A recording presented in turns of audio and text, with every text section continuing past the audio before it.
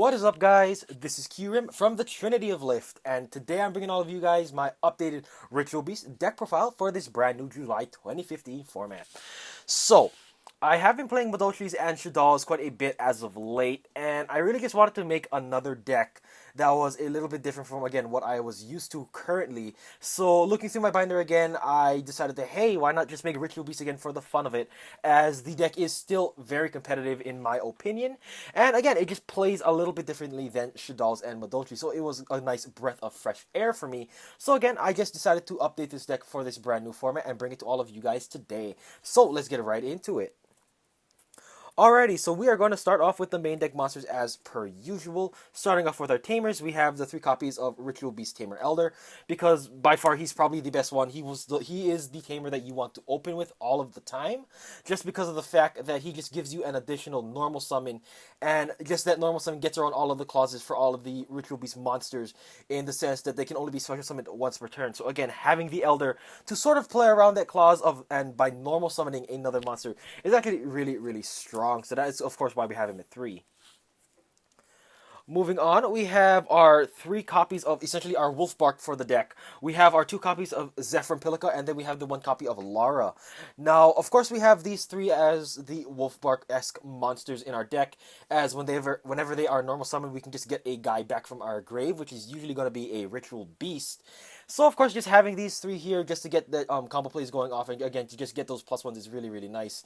And the fact is that, in my opinion, this is probably, of course, these 2 Ritual Beast Tamers are probably the second best Tamers when compared to Elder, for the fact that they can actually move resources from your graveyard into your banish pile, which is going to be that preferable place where you want all of your monsters to be. So, of course, that is why I do have the 3 total copies of these cards, just again, because they can help us move our resources to somewhere a little bit more useful. Finally, for the last Tamer, we have, of course, the one last copy of Ritual Beast Tamer Wen.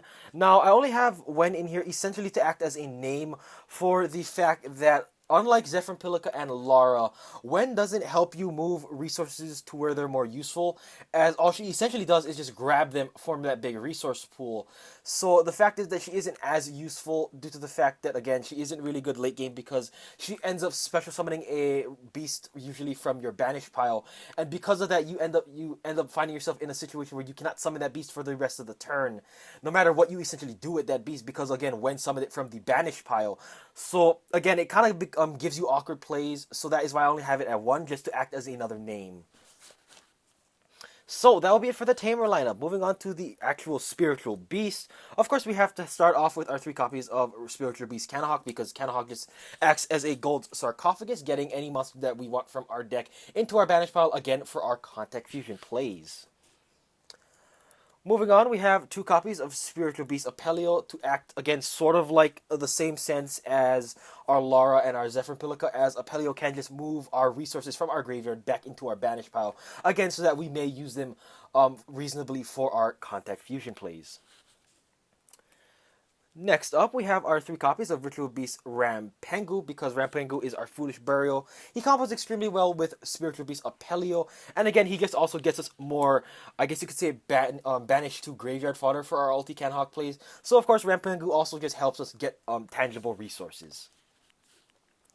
Finally, for the last Spiritual Beast we do run, we have the 1 copy of Spiritual Beast Pedalfin. Again, much like Wen, just to act as another name, as Pedalfin's effect might not be the most useful majority of the time, but there are some occasions when you can actually use Pedalfin's effect to some kind of helpfulness, I guess you could say. So again, we just have the 1 Pedalfin to act as a name. Now then, that will actually wrap up our monster lineup. Moving straight into the spell cards, we start off with 2 copies of Emergency Teleport. Now, I know the standard is pretty much 3 copies of E-Tele, but the fact is that at 3, I found myself drawing into this card way too early and way too awkwardly, I guess you could say, as I found myself drawing into it at 3 copies, pretty much either in my opening hand when I wasn't the most optimal card to have, or really late game where I pretty much had all the names I needed and E-Tele just becomes basically useless. So that is why I didn't really like 3 copies anymore, and I decided to just cut it back down to 2, just to give me that, again, happy medium of seeing it whenever I might actually need it, rather than seeing it when it might actually be a dead card. Alright, so moving on down our spell lineup, we have our one copy of Ritual Beast Bonds because using two monsters to just throw out our ulti Gaia Pelio or any of our fusion monsters is really, really helpful and can help us avoid things like back row and whatnot. Then we have some consistency cards in the form of the one copy of Foolish Burial and the one copy of Gold Sarcophagus. Again, because these cards can help us get our Wen and our Zephyr slash Lara live much earlier. So, of course, these just help with the consistency of our Tamer plays. Following up with, again, more consistency cards, we have the three copies of Upstart Goblin, just again, because 37 cards in the deck is probably more consistent, obviously, than a 40 card deck. So, of course, we have the three Upstarts to just give us that 37 card potential. Then, following that, we have our two copies of Forbidden Lance because of the fact that we do not want our Tamers to get Fiendish Chained or Breakthrough or whatnot. So, having the Forbidden Lance to just help us protect our Tamers so that we may, again, get those +1s into our fusion plays is really, really powerful.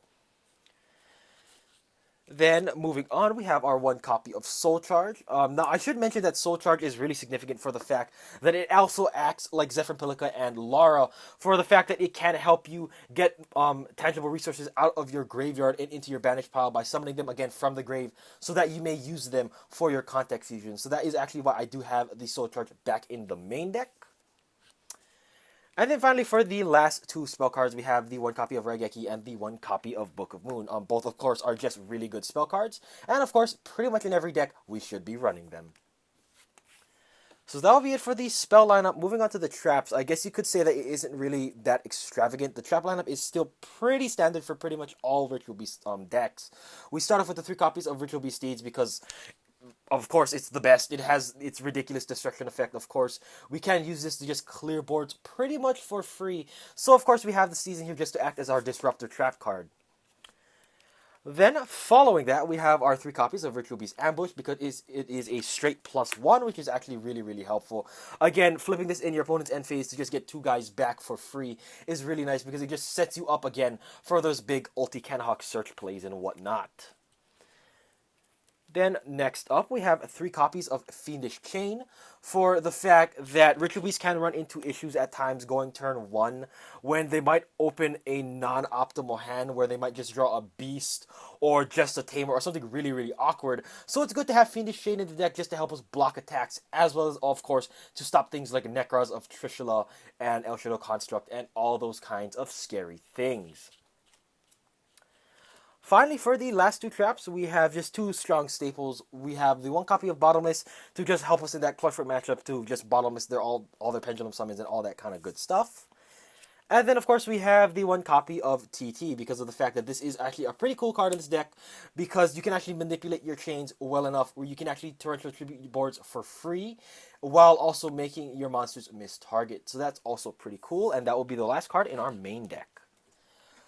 Moving on to our extra deck, of course, we start off with the big boss monster himself. We have our two copies of Ritual Beast Ulti Gaia Pelio, because he is our herald card in our extra deck that we can make fairly easily once we get around into the mid or late game.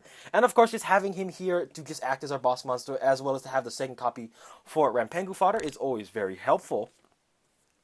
Then we have our other Ritual Beast fusions, which is the three copies of Ritual Beast Ulti Canahawk as our Abusable Searcher. Then we have the three copies of Ritual Beast Ulti Apelio to act as our Star Eater and our General Big Beat Stick.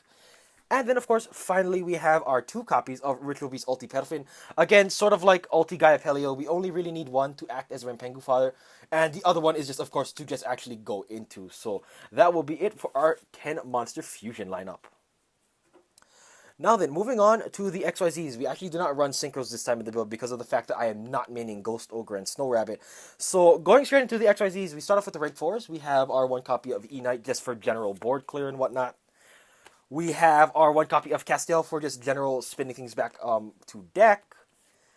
We have the one copy of Rhapsody to banish our opponent's Necros Mirrors and all those kind of scary stuff that might be lurking in graves. Then we have the one Abyss Dweller to help us out with Burning Abyss as well as Shaddoll. And then finally, we actually have a singular rank 3 in this extra deck, which is the one copy of Levier. Now, we will never be going into Levier on a consistent basis, as it is really just a, oh crap, you need a thing for the banish pile kind of play. As, again, the only level 3s in this deck are Zephyr, Pilica, and Wen. But again, there are going to be awkward times when you might actually need Levier to actually continue on with your plays. So, of course, we just have the Levier, again, to just help us in those awkward situations. And then, of course, I have to show off the beautiful Yu-Gi-Oh! Day Yusei token that I actually won, and I always keep at the bottom of all my extra decks now. So, yay for the Yusei token. Alrighty, guys, so that will be it for my Ritual Beast deck profile for this brand new July 2015. Or actually, I guess you could say this post-Clash of Rebellions format, since I believe, as of today that I'm filming this, it is now legal, I believe. So, yeah, again, I hope you all did enjoy, and as always, this is Kyurem from the Trinity of Lift, and I'll see all of you guys later. Peace out, bye-bye.